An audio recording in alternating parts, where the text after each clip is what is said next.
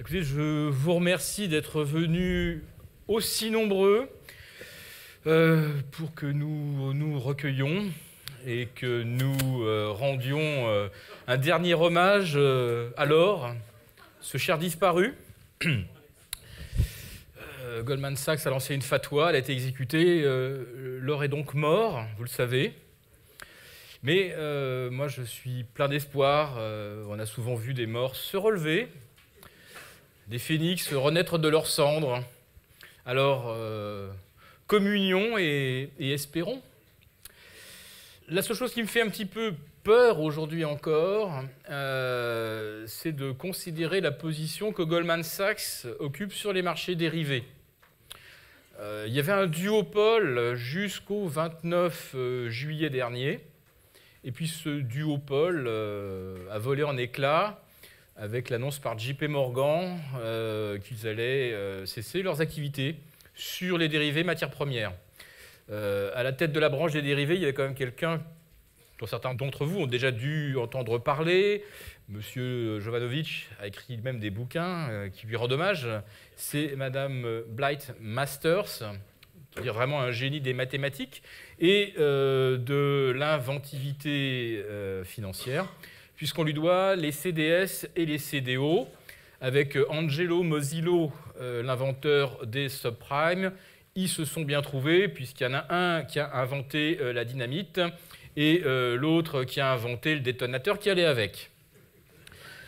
Donc, depuis que JP Morgan a annoncé vouloir cesser ses opérations sur les dérivés, Goldman Sachs aujourd'hui se retrouve de très très loin numéro 1 sur ce secteur. Bon, quand on sait que Goldman Sachs, par exemple, produit chaque jour 70% des transactions sur tous les dérivés d'actions, les ETF, les Contracts for Difference, les CFD, ça vous donne une petite idée du pouvoir aujourd'hui que Goldman a sur le marché de l'or. Lorsqu'ils ont annoncé son avis de décès, ils avaient certainement déjà bien discuté avec les membres de la Fed et savaient que, par exemple, l'annonce du tapering au mois de mai ou au mois de juin, c'était du flanc. Donc, partant de là, on continue d'imprimer de l'argent. Mais pour Goldman Sachs, la chose importante, ce n'est pas le fait que l'on imprime sans limite, ce qui veut dire que ça dévalue théoriquement le dollar ou n'importe quelle monnaie que l'on fait sortir comme ça des presses. Pour Goldman Sachs, qui d'ailleurs est conseillé de nombreux membres de la Fed, il faut le préciser, peut-être pour comprendre un petit peu comment les gens de la Fed fonctionnent aussi. Donc Goldman Sachs, l'important c'est qu'il n'y a pas de hausse de taux prévisible, ni à court, ni à moyen, ni même à long terme, puisqu'on comprend à demi-mot finalement que les taux ne bougeront pas avant 2016. Bon, moi j'aurais tendance à penser que si les taux ne bougent pas, c'est plutôt favorable à l'or, puisque l'or n'ayant pas de rendement, si le placement monétaire n'en a pas non plus, je ne vois pas en quoi aujourd'hui l'or serait concurrencé par une politique de taux zéro. Mais là, Goldman Sachs abat sa carte maîtresse, c'est oui, le taux officiel, il est de zéro, mais le taux marché, ça, on ne le maîtrise pas. Et il est évident que l'or sera sensible à toute variation sur les taux de marché, c'est-à-dire le 5, le 10 ans et le 30 ans. Or, depuis le mois de juin, on l'a vu, les taux longs se sont tendus de 100 points de base. Et du coup, eh bien, on se retrouve aujourd'hui avec du 2,75, du 3,85, 3,90 sur le 30 ans. Et finalement, l'or qui continue aujourd'hui de végéter aux alentours de 1225, 1250. Il y a beaucoup de choses qui paraissent contradictoires dans le discours de Goldman Sachs. C'est évident. On ne peut pas dire d'un côté l'or ne rapporte rien et de l'autre côté dire les marchés de taux aujourd'hui restent des concurrents sérieux pour l'or. Ça n'a pas grand sens. Si l'inflation est également contenue, maîtrisée jusqu'à, on peut imaginer maintenant 2014-2015, on ne peut pas non plus penser que les acheteurs d'or cherchent à se prémunir contre l'inflation. L'inflation a tellement disparu aujourd'hui qu'on est obligé même de mettre des taux zéro en Europe en espérant endiguer la déflation. Donc il y a beaucoup de paradoxes, des choses contradictoires, et vous allez voir, je vais essayer de résoudre ça. Parce que présenté ainsi, vous vous dites là, le discours, l'argumentaire est incohérent. Mais n'oublions pas quand même que c'est Goldman Sachs qui fait en grande partie le marché. Et c'est là que vous allez comprendre un petit peu les choses. À partir du moment où Goldman Sachs aujourd'hui se retrouve pratiquement avec un monopole sur les dérivés d'or, d'argent, de pétrole, de tout ce que vous voulez, ça signifie qu'aujourd'hui, c'est le dérivé qui fait le cours du sous-jacent. Pour des raisons toutes simples. Vous savez qu'aujourd'hui, il y a à peu près 100 certificats, soi-disant convertibles, qui circulent pour une once d'or réelle, une once d'or qui existe. Donc on voit bien qu'il y a une masse, une espèce d'encours qui tourne au-dessus de nos têtes et qu'on ne peut pas convertir naturellement. Il n'y a pas l'or physique. Et ce danger-là, eh bien, il s'est matérialisé il y a effectivement 4 ou 5 mois. On va revenir à JP Morgan dans quelques instants, vous allez comprendre.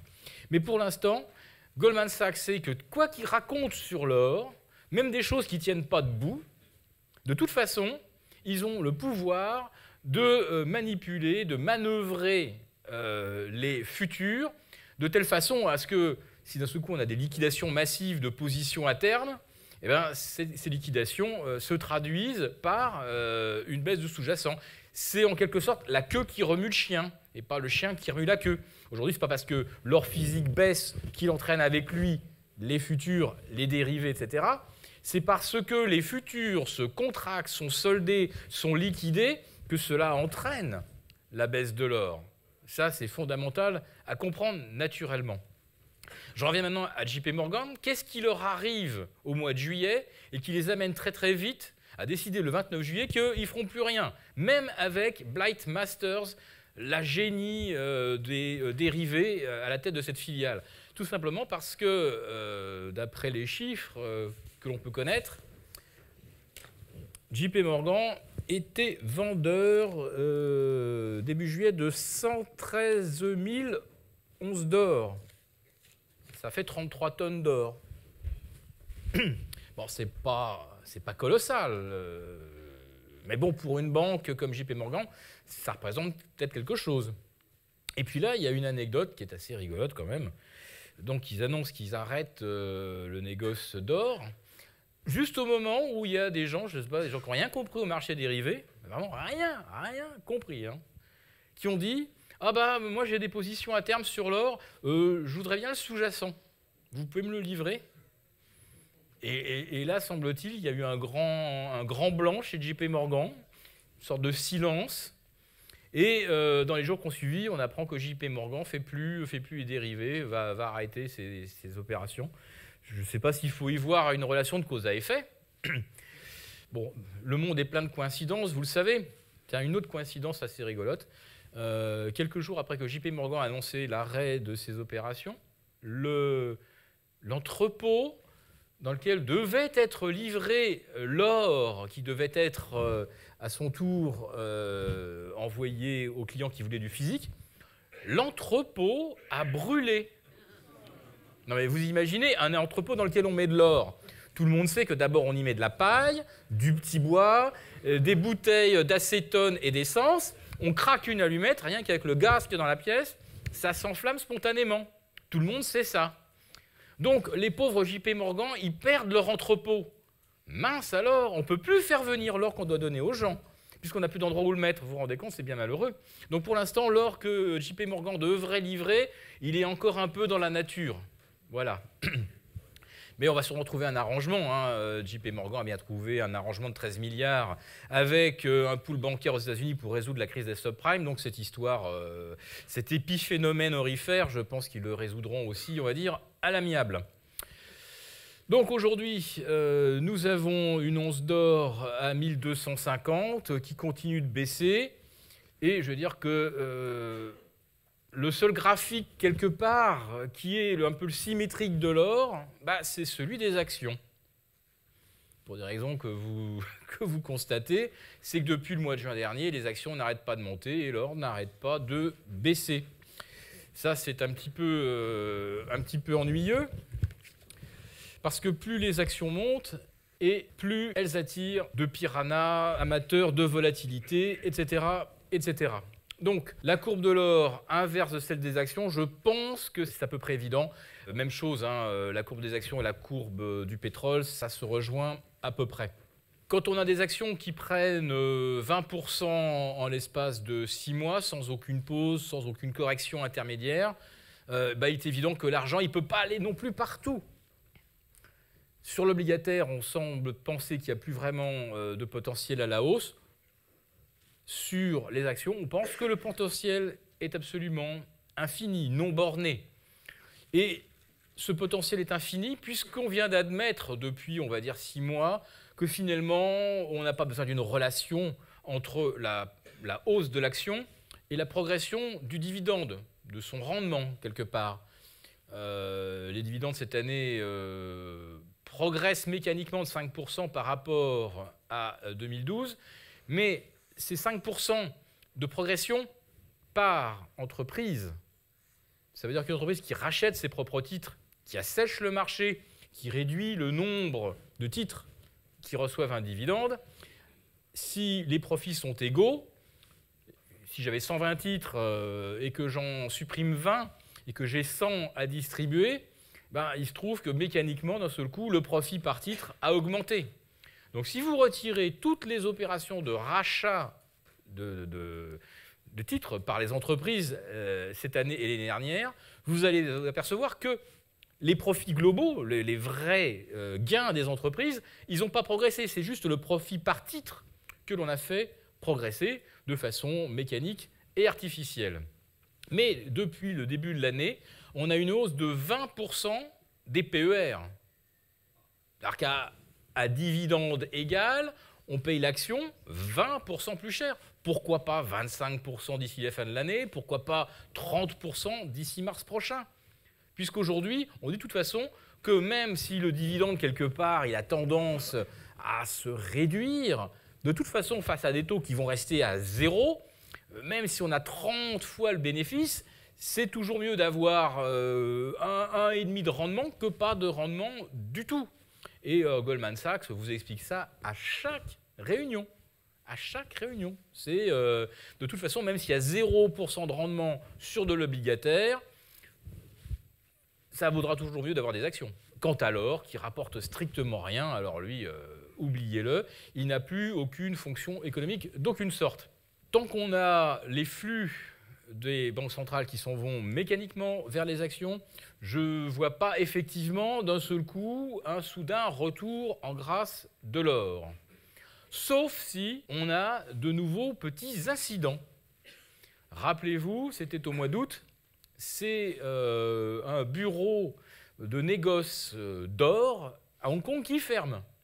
Du jour au lendemain, il dit à ses clients, vous oubliez la convertibilité, tout ça, vos certificats, vous allez solder vos positions, de l'or physique, il n'y en a pas, on arrête, démerdez-vous.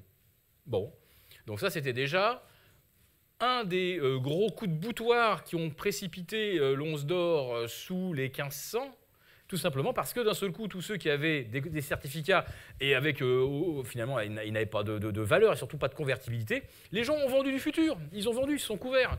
Ils ont fait baisser le futur. De phénomène de boule de neige, partout, on a réduit la voilure. Et paf, ça a entraîné l'once d'or vers le bas, toujours la queue qui remue le chien. Et puis, il y a une autre chose, là aussi, où Goldman Sachs nous tient, Goldman Sachs ou d'autres qui opèrent sur les futurs, c'est que quand vous avez d'un seul coup un accès de volatilité sur l'or, sur bien sûr pas le métal, mais d'un seul coup il y a de la volatilité sur un contrat septembre ou un contrat décembre, etc., eh bien la plateforme de cotation peut dire « Ouh là là, il y a de la volate, il va falloir qu'on surveille ça de près ».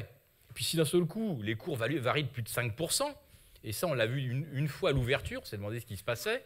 Ça a été évidemment fait exprès. On a cassé d'un seul coup un support et on a fait plonger l'or. Qu'est-ce que fait la plateforme immédiatement? Dès qu'on se met à avoir un pic de volatilité, ces gens-là vont augmenter le déposit, la couverture. On va dire, c'est des marchés à terme, les pertes, ça va vite quand on a un levier de 10. Donc, pour éviter les problèmes, on va augmenter, on décide souverainement qu'on augmente d'un seul coup le déposit. Qu'est-ce que font les gens qui sont un peu justes, qui étaient vraiment au max du max de la position spéculative? Et ils réduisent naturellement leur levier. Donc ils se mettent à leur tour à vendre des contrats qui augmentent la volatilité à la baisse. À la fin de la journée, la plateforme se dit, voilà, ce matin on avait 5% de volat, ce soir on en a 7, on va encore augmenter la couverture, elle va passer de 10 à 15. Dès qu'on demande plus de couverture, vous avez compris le principe, c'est le phénomène de boule de neige. C'est-à-dire qu'en fait, il suffit que quelqu'un dans un coin ait le moyen de donner un coup de pied dans la table, faire tomber une bouteille de verre, et immédiatement, la plateforme va dire « Oula, on va stabiliser ça en augmentant les déposits ». Et évidemment, en attrapant la table, ils la font bouger encore plus et tout ce qui était dessus s'effondre. Donc il faut savoir ça, c'est que quand on est sur un marché à terme, il peut être manipulé, on va dire véritablement à loisir et sans limite. Donc ça, c'est quelque chose que beaucoup ont compris. Je pense que beaucoup parmi vous aussi ont compris que le marché des futurs était manipulé. Donc de plus en plus de gens demandent non plus à avoir des positions à terme, mais demandent la conversion. La conversion en physique, qu'il s'agisse de l'argent, qu'il s'agisse de l'or. Et là, on va dire que tous ceux qui aujourd'hui vivent du négoce de l'or, ils ont vraiment un problème, parce que l'or physique, dans les proportions où ceux qui ont intérêt à être livrés, si d'un seul coup ils leur prenaient la fantaisie de se faire livrer, cet or n'existe pas. Remarquez même l'Allemagne qui a réclamé 700 tonnes d'or. Curieusement, la Fed n'est pas capable... Oui, non, je dis 700 délibérément. Parce qu'effectivement, ils réclament la totalité de leur or, mais la Fed leur fait un étalement sur 10 ans. Ben oui, c'est assez curieux. Donc, il semblerait qu'ils puissent effectivement livrer 700, mais que si on demande plus que ça, ça leur pose un problème. Est-ce que le fait qu'ils aient choisi ce chiffre de 700 ne serait pas un petit peu lié à la taille réelle du marché du physique et à ce qu'ils peuvent acheter peut-être sans trop faire décaler les cours? Je me suis posé la question, mais c'est vraiment une question que je me pose à moi-même. Et comme je ne suis pas un vrai spécialiste de l'or, voilà, c'était une question comme ça, c'était purement abstrait. Donc, j'ai quand même le sentiment qu'il manque un petit peu d'or physique pour livrer tous ceux qui aimeraient éventuellement avoir davantage ou des pièces ou des lingots, des lingotins, tout ce que vous voulez. Et quand on regarde aujourd'hui les positions que détiennent les brokers, tous ceux qui aujourd'hui vous annoncent qu'ils ont des certificats convertibles, etc., leurs positions se sont réduites cette année. Pourquoi elles se sont réduites? Tout simplement parce que, 1, il y a eu effectivement liquidation de positions à terme. 2, il y a eu, bel et bien, livraison. Et quand on voit aujourd'hui quel est l'encours des dérivés sur l'argent et l'or, on a l'impression que c'est quelque chose de gros, puisque je vous disais, on a à peu près 100 contrats à terme pour une once d'or disponible. Mais tout ça, c'est que l'écume des choses par rapport à l'encours qui existe sur les dérivés de dette et les dérivés de devises et les dérivés de volatilité sur tout ce que vous voulez.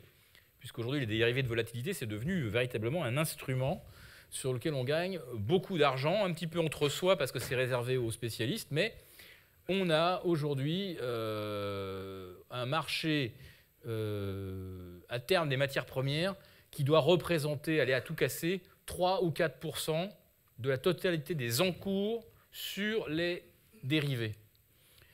Tout ça, c'est pour vous dire que c'est extrêmement étroit, quelque part.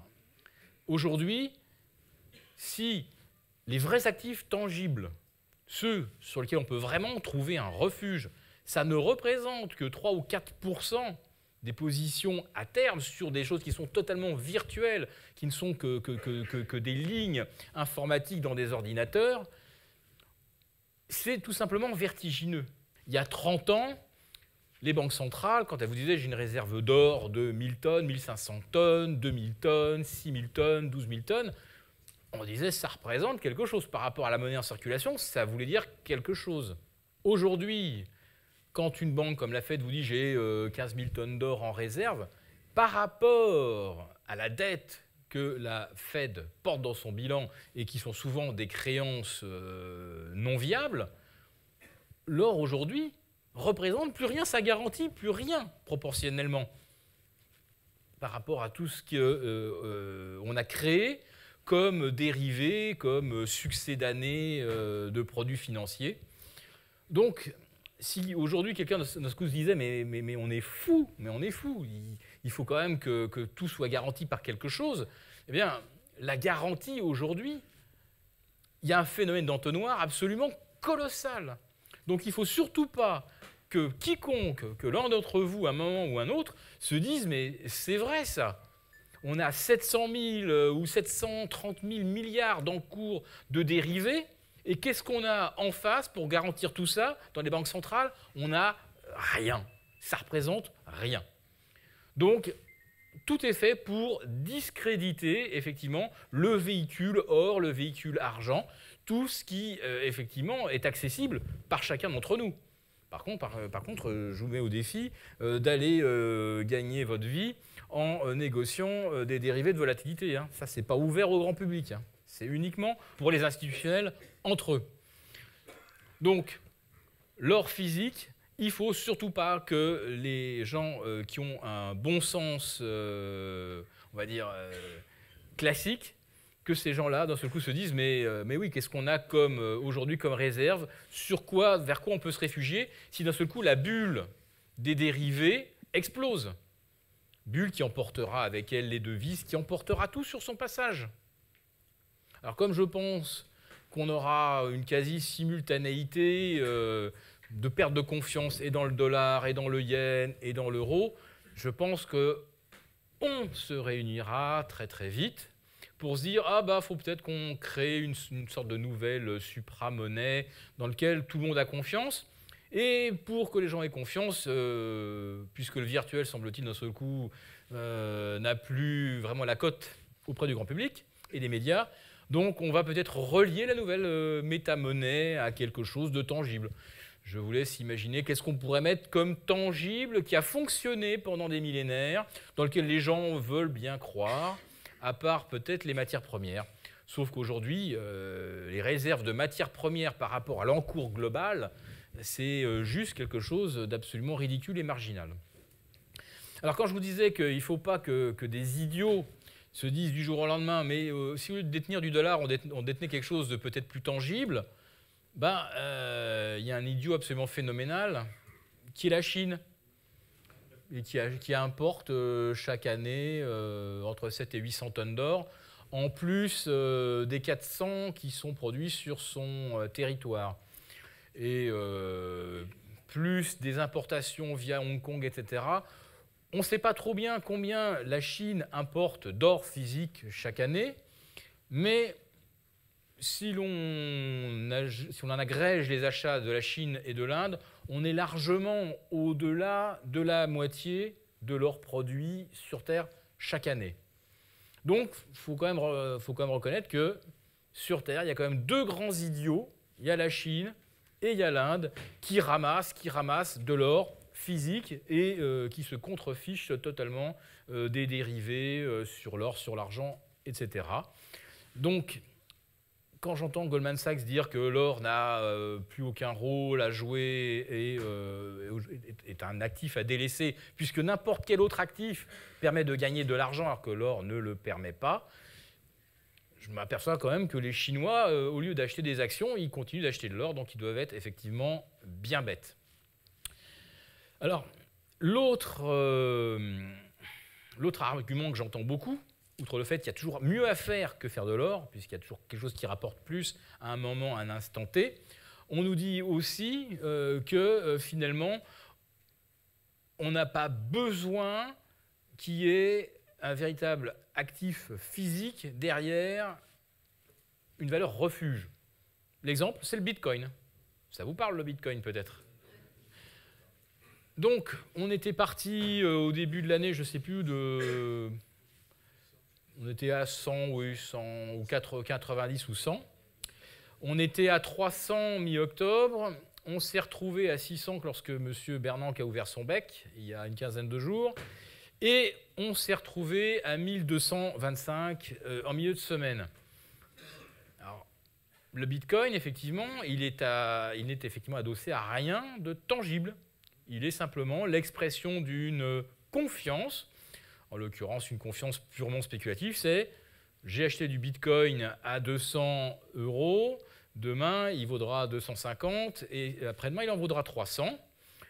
Puis quand on est un peu plus exubérant, on dit bon non, j'achète du Bitcoin à 300 parce que dans 15 jours il vaudra 1200.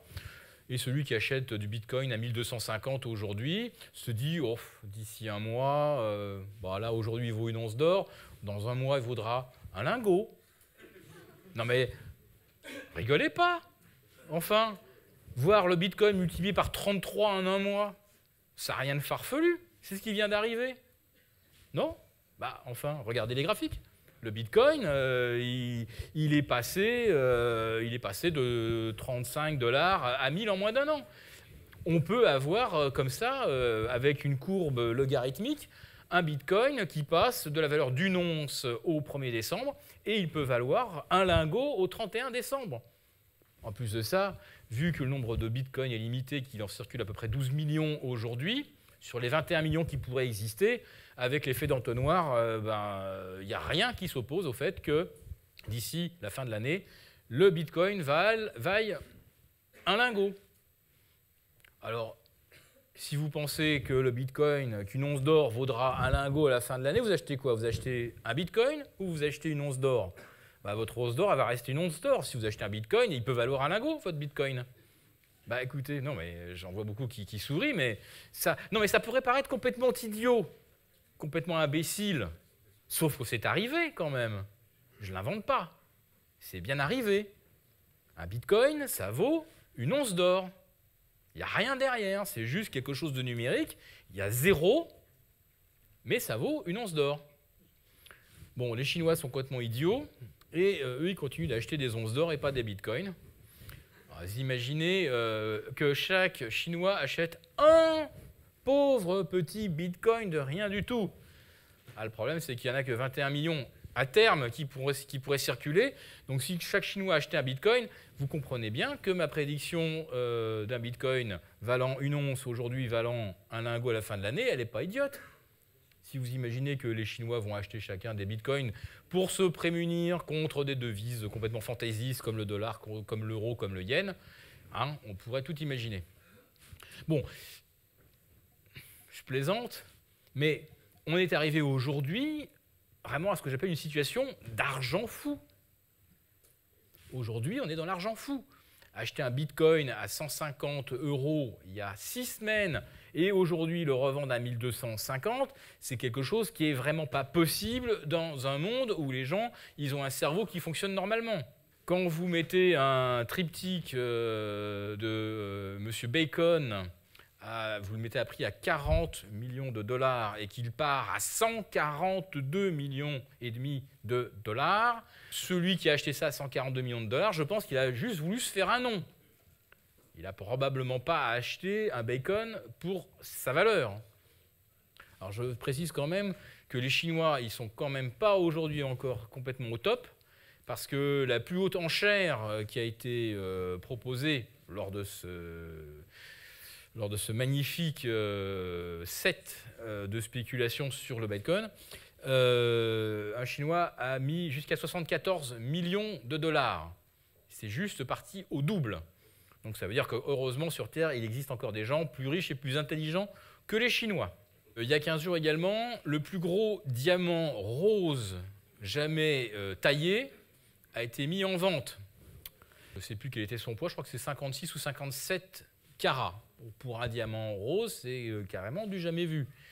Il est parti à 86 millions de dollars. Alors vous dites, waouh, 1,5 million de dollars le carat, ça fait cher. Ah ben non, mais attendez, il fallait venir la veille chez Christie's à Genève, parce que là, on proposait un diamant orange, alors beaucoup moins gros, beaucoup moins gros, hein. Il faisait peut-être 27-28 carats. Ah, lui, il est parti à 2 millions de dollars le carat. Voilà. Donc aujourd'hui, vous voyez un petit peu tout part en vrille. La dernière enchère, tiens, elle date d'hier, je l'ai vu ce matin, ça m'a fait rire. Un petit bureau en palissandre. Haut comme ce bureau, plus la bouteille posée dessus. Voilà. Ça représente, il y a un petit cartouche qui représente une scène du théâtre No. Donc le meuble, il doit faire aller dans les 20 kilos tout cassé. Le palissandre, c'est pas du tech massif. Là, il vient de partir à 1 600 000 €. Il était mis à prix 50 000. Vous voyez quoi?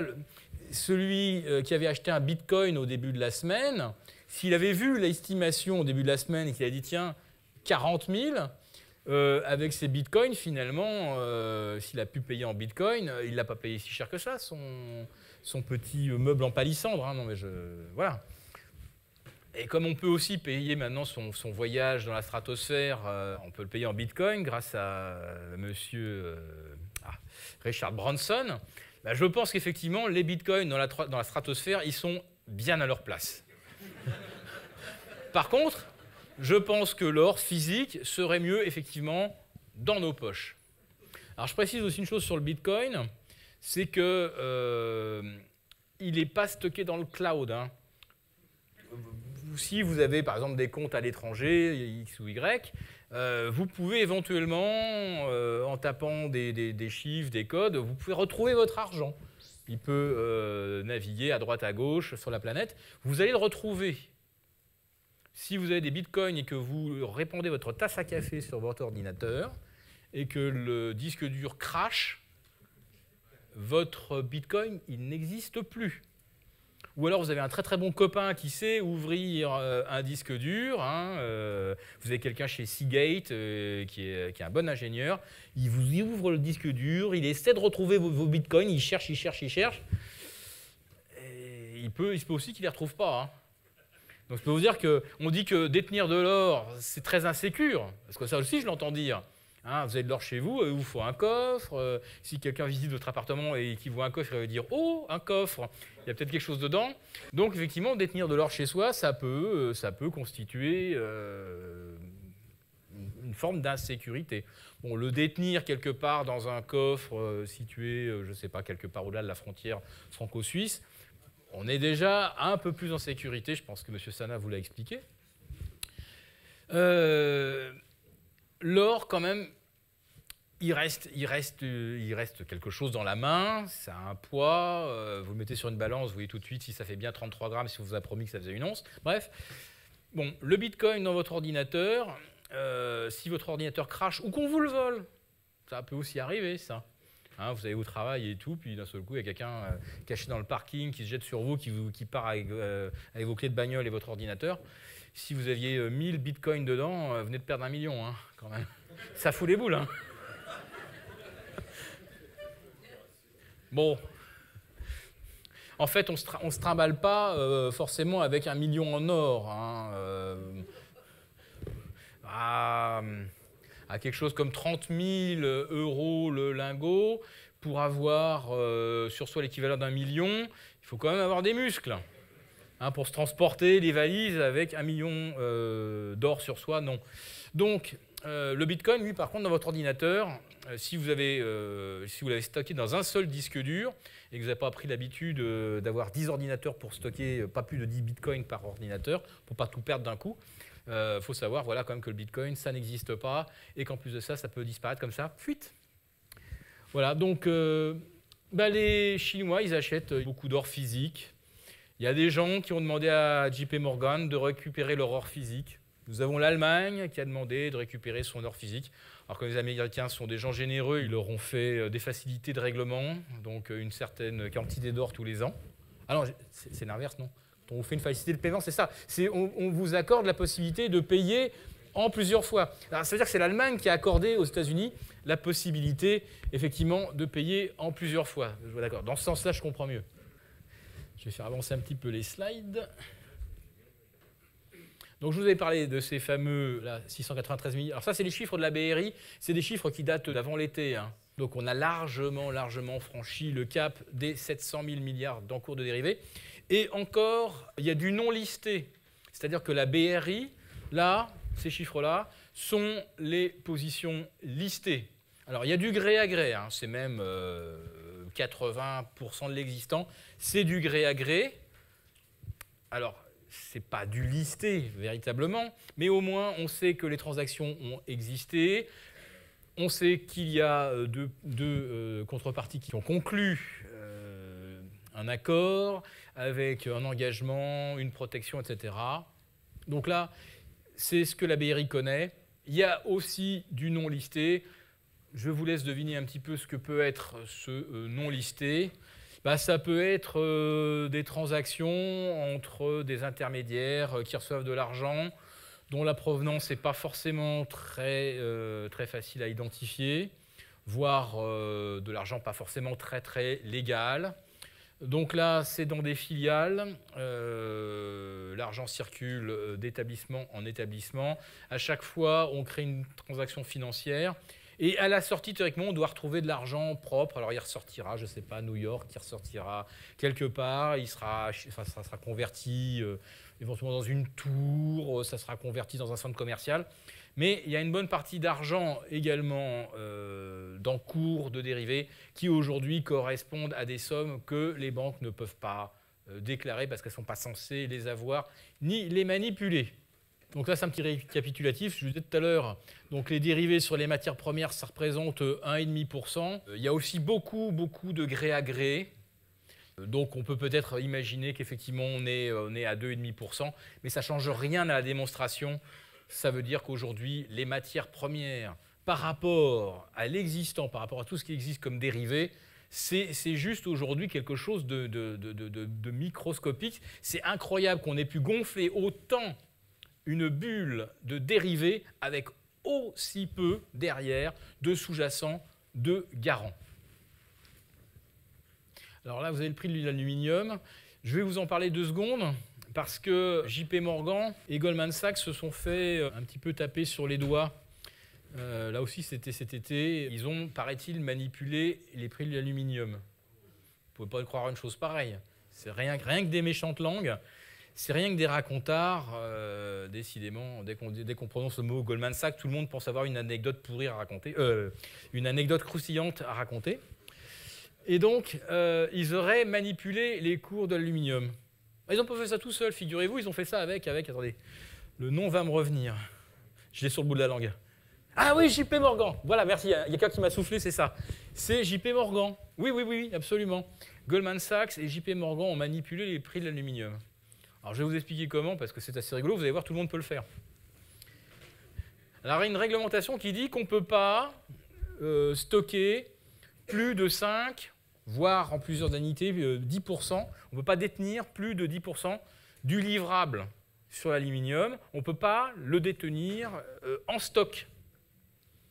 Alors, JP Morgan et Goldman Sachs se sont réunis autour d'une table. Ils se sont dit, hey, les gars, nous, on a une astuce vraiment marrante. Le stock d'or, on ne peut pas le conserver s'il est fixe, mais si on le fait bouger, on a le droit d'avoir 10% du stock livrable, voire 15% du stock livrable, voire 20% du stock livrable. Il suffit de le déplacer d'entrepôt en entrepôt.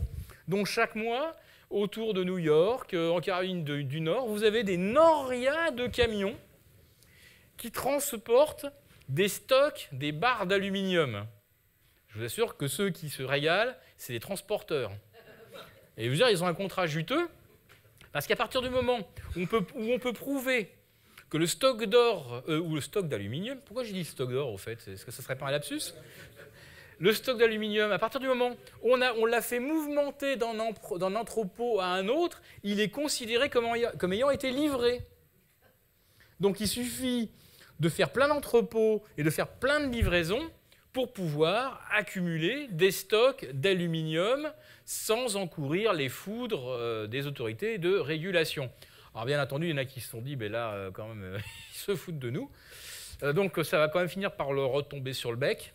Et comme JP Morgan trempe dans tous les trucs qui foirent, c'est-à-dire l'année dernière, ils avaient je ne sais combien, j'avais noté le chiffre, ils étaient vendeurs d'argent. Hein. Leur position à terme, vendeuse sur l'argent, c'était 25% des encours sur les marchés à terme. Alors vous savez que théoriquement, aucun opérateur peut avoir plus de 5%. Mais bon, on les a laissés monter à 10, puis à 15, à 20, puis à ce coup à 20, je ne sais pas, quelqu'un s'est réveillé en disant « Ah, ils ont 25%, c'est horrible ». On aurait dû réagir déjà bien avant. Allez savoir pourquoi, je ne sais pas ce que JP Morgan et Goldman avaient versé dans le verre des régulateurs et des autorités de contrôle, mais enfin n'empêche qu'ils se sont réveillés vraiment très tardivement. Donc JP Morgan était très au-delà des clous et vendeur à découvert sur l'argent, allez savoir pourquoi. Vendeur de 33 tonnes d'or, je vous l'ai expliqué. Sur les stocks d'aluminium, au contraire, ils n'étaient pas vendeurs, au contraire, ils étaient acheteurs. Et finalement, bon, toutes les combines dans lesquelles ils trempent, elles sont toutes borderline, pour ne pas dire plus. Et Goldman Sachs, qui était avec eux dans la combine de l'aluminium, bah, aujourd'hui se retrouve un petit peu tout seul pour gérer l'aluminium, pour gérer l'or, l'argent. Donc on peut dire que Goldman Sachs, comme ils ont la main sur les futurs, ils ont aussi, on va dire, un peu le monopole de la vie autorisée sur l'évolution des matières premières. Et comme ils n'en sont pas à une contradiction près, ils vont continuer de vous dire que les taux vont rester à zéro, donc que l'or n'a aucun intérêt. Ils vont continuer de vous dire que les actions vont continuer de monter, donc faites des actions plutôt que de l'or, évidemment, puisque vous n'allez pas perdre votre temps. Et qu'à la limite, un bitcoin qui vaut aujourd'hui une once vaudra peut-être un lingot à la fin de l'année. Donc vous voyez, il y a beaucoup mieux à faire que l'or, que de faire de l'or physique. Mais moi, comme je suis de la vieille école, je suis, comme on dit, d'un avis différent. Je vous remercie.